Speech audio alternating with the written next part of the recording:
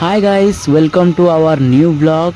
तो आज आम जाऊँ आज जेहेतु सोमवार कार्तिक मासर लास्ट सोमवार आज आम जाऊँ उज्ज्वलेश्वर मंदिर।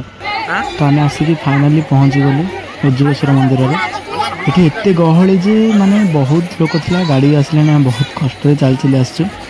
आज समस्ते ये रोषे कर जोगाड़ कर बहुत सुंदर जगह बहुत सुंदर व्यू। प्रथम एंट्री बहुत सुंदर हनुमान मूर्ति अच्छी तापर एत बड़ माने बहुत सुंदर लगुच प्रबल गहली से गोटे बड़ पोखरी भी अच्छी। तापर आम एपटे सब बुलाबुली कर सारिकी आम उठलु दर्शन करने समस्त घी दीप नहीं आस मंदिर बाहर जावाई। यहाँ हूँ मंदिर एंट्री एवं आम मंदिर भितर को एंट्री करूँ जोटि की माने बहुत बढ़िया लगला। तापर आम ए मंदिर को चढ़ी चढ़ी सीट्रे जाऊँ बहुत गुड़े सीट अच्छी कहीं यहाँ गोटे पहाड़ उपर है मंदिरटा उज्ज्वलेश्वर मंदिर बहुत बढ़िया। समस्ते प्रबल गहली एपटे गोटे लाइन रे गला सेपटे गोटे लाइन आसापी पड़े आम समस्ते जाकि ऊपर को पहुँचुच बहुत मजा लगुच। तापर जय शिव शंभु ओम नमः शिवाय।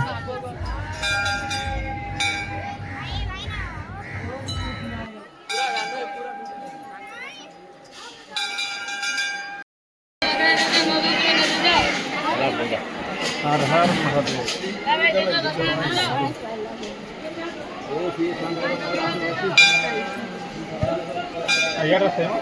क्या एपड़े तो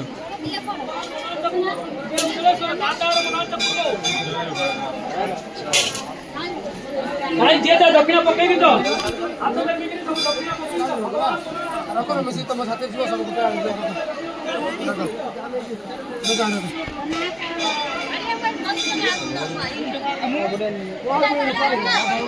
वीडियो तमें लाए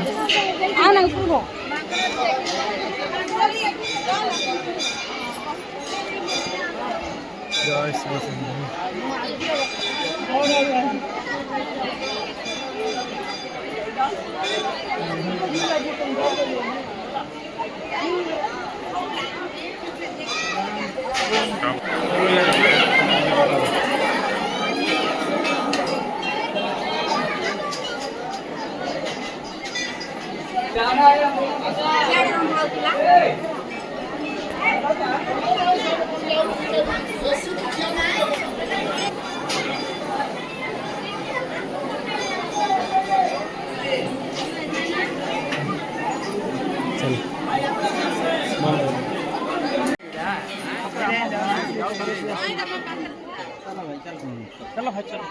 एवं आम दर्शन पर लाइन रे ठिया आप देखिपे के लोक अच्छा प्रबल भीड़।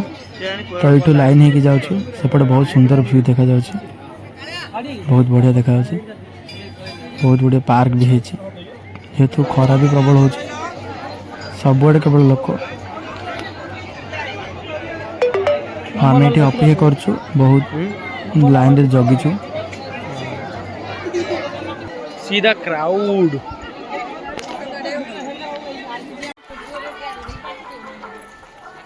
तो दर्शन सरला आम आसिक पहुँच जाइए घोड़ाहाड़ डैम जोटा कि बहुत बड़ा पार्क सहित बनाई बहुत सारा लोक भी अच्छा बहुत सुंदर व्यू बहुत गुड़िया डिजाइन बना जाए। तो पार्क बुलिकी आम पुणी आसिलु घोड़ाहाड़ डैम आसिक पहुँच गलु।